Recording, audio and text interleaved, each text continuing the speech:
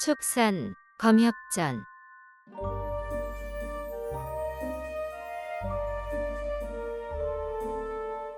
11화 신행무용 추운수.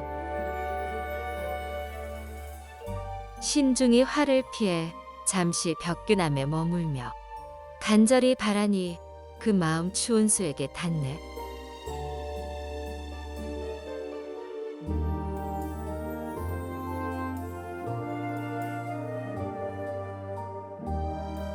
한편 사내 등에 엎인 주수는 화가 나고 너무 수치스러웠다.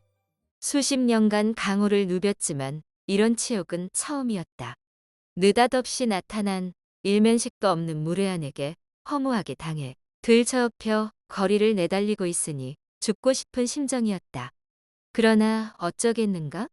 혈도가 눌려 꼼짝할 수 없으니 어디로 가는지 지켜보는 수밖에. 혈도만 풀려봐라. 절대 가만두지 않을 테다. 온갖 생각이 머릿속을 휘젓는 사이 벌써 성을 빠져나갔다. 사내가 빠르게 달리는 길은 다름 아닌 자은사로 향하는 대로였다. 예감이 좋지 않았다. 잠시 후 사내가 자은사 부근 숲길에 주순을 내려놓고 말없이 희죽거렸다. 주순은 화가 머리끝까지 났지만 아직 몸을 움직일 수 없으니 조금씩 혈도를 풀면서 사내를 유심히 살폈다. 아무리 봐도 아기는 없는 것 같아 왜 이런 장난을 치느냐고 물으려는 찰나 눈앞에 하얀 빛이 번쩍하더니 새하얀 비단옷을 입은 18쯤 된 청년이 나타났다. 사내는 언제 혈도를 찍혔는지 식은땀을 흘리며 눈만 끔뻑였다. 뭐라 묻기도 전에 청년이 혼자 떠들기 시작했다. 이런 미련한 놈을 봤나? 계단을 오르면서 어찌나 쿵쾅거리는지 이 어르신 술잔에 먼지가 다 내려앉았다. 그러더니 거짓으로 사람을 방심하게 하고 붕근 착골법을 써서 멋대로 둘러엎고 가다니 정말 뻔뻔하군. 재주가 있으면 덤벼보시지. 어때? 못하겠나? 그럼 망신을 당해도 싸지. 사내가 주순에게 도움의 눈빛을 보냈다. 굵은 땀방울이 뚝뚝 떨어지는 것을 보니 청년의 혈도법이 아주 치명적인 모양이었다. 빨리 풀지 않으면 틀림없이 내상을 입을 터였다. 사내가 과한 장난을 치기는 했으나 태도와 행세, 무술 기교 등의 악의가 없는 것으로 보아 분명히 다른 이유가 있을 것 같았다. 더구나 이렇게 고통스러워하니 절로 마음이 약해졌다. 이자가 좀 거칠기는 해도 악인인지는 알 수 없지 않소? 선생은 젊은 나이에 남다른 재주를 가졌는데 이자와 똑같이 행동할 필요는 없지 않겠소? 주순이 한참 설득했으나 청년은 한마디 대꾸도 없이 미동도 하지 않았다. 오만한 태도가 영 마음에 안 들었다. 그래도 다시 말해보려고 고개를 돌렸는데 이게 웬일인가? 언제 혈도가 눌렸는지 청년이 돌처럼 굳은 채 눈만 껌뻑껌뻑하고 있었다. 청년이 사내에게 사용한 것보다 더 강력한 혈도법에 당한 것 같았다. 주수는 공력이 높은 편이고 사내가 급습했던 혈도법이 평범한 수준이라 어렵지 않게 풀어냈다. 드디어 움직일 수 있게 된 주순이 바로 사내의 옆구리를 힘껏 내려쳤다. 혈도가 풀린 사내가 주순에게 정중히 감사 인사를 하고 돌아서서 성큼성큼 청년에게 다가갔다. 분에 못 이겨 발길질을 하려는 모양이었다. 주순이 말리려 해도 이미 늦었다. 사내는 한눈에 봐도 외공이 강한 사람이라 수백 근 무게의 충격이 가해져 틀림없이 뼈가 부러질 터였다. 지금 청년은 혈도를 지켜 피할 수도 없으니 그야말로 일촉즉발의 위기였다. 그때 청년 뒤에서 빛이 번쩍하더니 웬 노인이 나타나 가뿐하게 사내를 막아섰다. 그러자 사내가 버럭 소리를 질렀다. 주가를 데려오라고 하고선 어딜 가셨던 것입니까? 하마터면 이 거지 같은 놈한테 험한 꼴 당할 뻔했다고요. 비키세요. 일단 한번 갚아줘야겠습니다. 쯧쯧, 그만 좀 나대라. 이 녀석이 그리 만만해 보이느냐? 내가 손을 쓰지 않았으면 내 놈은 벌써 바닥에 나뒹굴었을 것이야. 주수는 이 노인이 조금 전 가짜 사부 행세를 하며 밥값을 대신 치르게 한 괴짜 노인임을 알아보았다. 방금 동작으로 보건대 절대 평범한 노인이 아니기에 바로 무릎을 꿇고 예를 갖추었다. 제자 주순 사부님께 인사 올립니다. 허허허. 언제는 무전 취식하는 사기꾼이라더니? 일단 이 녀석 혈도부터 풀자. 노인이 청년 어깨를 탁 쳐서 혀를 풀었다. 청년이 못 견디게 수치스러워하다가 돌연 하얀 검광을 날렸다. 화들짝 놀란 주순의 걱정과 달리 노인은 태연했다. 오호, 애송이가 제법이구나. 노인이 가볍게 검광을 낚아챘다. 검광이 노인의 소나기에서 벗어나려 뱀처럼 꿈틀거렸다.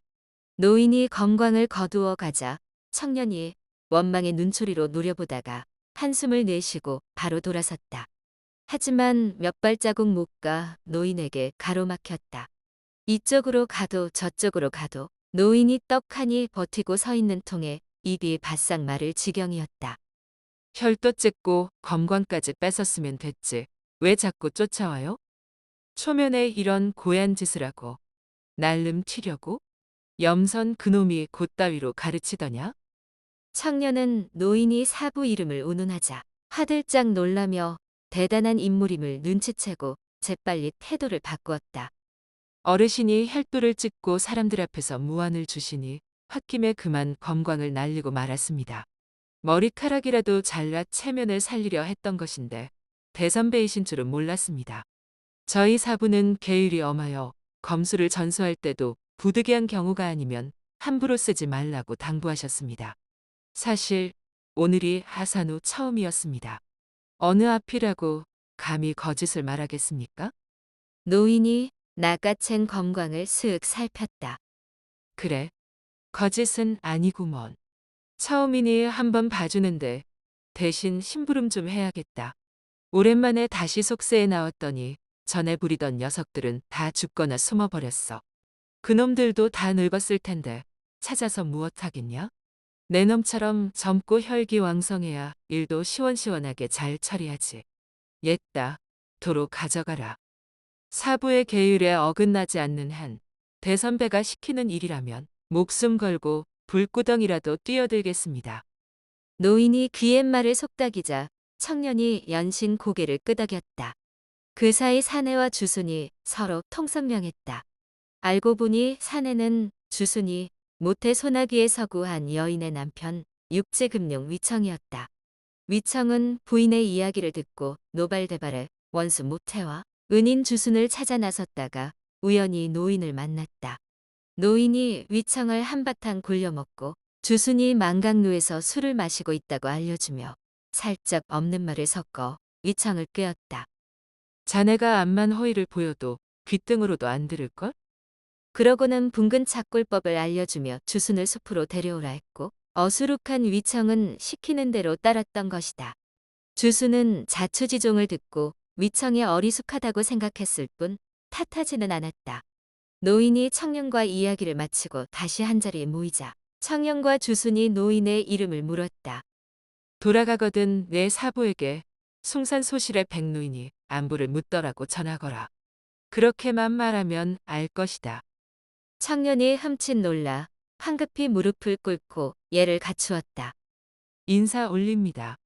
50년 전 강호에서 신행무용이라 불렸고 동해 삼선이자 숭산 1호의 한 분이신 전설적인 검협 추운수 백곡일 어르신 맞으시지요? 제가 어리석어 태산을 앞에 두고도 몰라 배웠습니다. 부디 용서해 주십시오. 추운수가 허허 웃으며 청년을 일으켜 세웠다. 주순도 그제야 취도인이 말한 자신의 사부임을 알고 얼른 무릎을 꿇었다. 저를 제자로 받아주십시오. 어허, 이렇게 아무한테나 사부가 되어달라고 하니 다들 거들떠보지도 않는 것이다. 나는 워낙 독특해서 남들이 싫다는 것에 오히려 더 눈이 가는 사람이다만. 한데 내가 이미 2번이나 제자로 거두려고 했는데 자네가 박차고 가지 않았나? 이번에는 내가 차버릴 테다. 아이고, 사부님께서 신묘하게 정체를 감추어 어리석은 제자가 알아보지 못했습니다. 부디 소인을 가엾게 여겨 한 번만 다시 생각해 주십시오. 주순이 안달이 나서 거듭 머리를 조아렸다. 허허허허. 농 한 번 친 것이니 그만 일어나거라. 그럼 불쌍한 꼴을 보여서야 되겠는가? 하나, 내 제자가 되려면 조건이 있다. 가능하겠느냐? 거두어만 주신다면 그 은혜 평생 잊지 않고 어떤 말씀이라도 따르겠습니다. 내가 원래 술 없이 못 사는 사람인데 수중에 돈이 없구먼. 그렇다고 이 나이에 취도인처럼 도둑술을 마실 수도 없는 노릇이고 하루 세끼 반주를 자네가 책임질 수 있겠는가? 주수는 농담이라 여기며 순순히 약조하고는 사부 곁으로 가 반듯하게 섰다. 주순이 그제야 여유를 찾고 청년의 이름을 물었다. 청년은 염선의 수제자 손남이었다. 흰옷을 즐겨 입고 실력이 출중해 강호에 나온 지 2해가 채 지나지 않았음에도 백협이란 벼로를 얻었다. 주수는 염선의 제자라는 말에 조연아의 안부를 물었다. 절차탕마하며 실력을 쌓고 있으니 3년 후면 세상에 나올 수 있을 것입니다. 정말 기쁜 소식이 아닐 수 없었다. 아마 조연아의 모친도 크게 기뻐하리라. 이런저런 대화가 오가는 중 풀숲에서 난데없이 괴상한 웃음소리가 들렸다. 선배님, 누가 도둑술을 먹는다고 그러십니까? 모두의 시선이 쏠린 방향에서 붉은 호리병을 맨 도인이 나타났고 그 뒤에 한 여인이 따라 나왔다. 일면식 없는 위청을 제외하고 모두 취도인을 잘 알기에 반갑게 인사를 건넸다.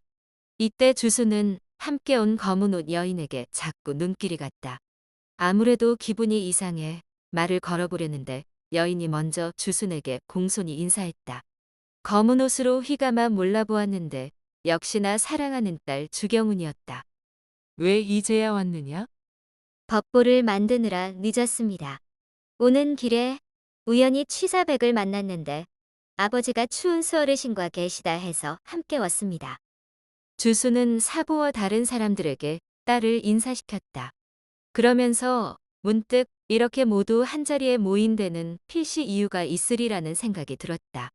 물어볼 기회를 엿보는데 취도인이 추은수와 따로 조용히 이야기를 나누기 시작했다.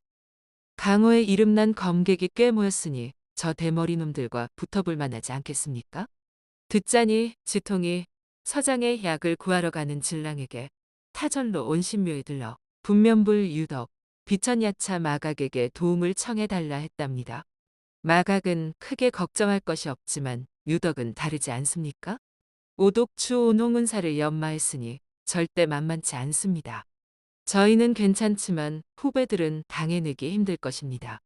그러니 손을 쓰려면 속전속결로 처리해야 하지 않겠습니까?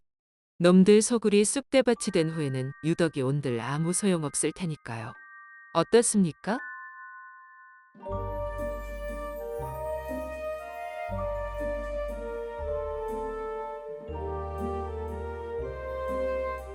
다음 화에서 이어집니다. 더 좋은 콘텐츠를 제작하기 위하여 구독과 좋아요, 알림 설정 부탁드려요.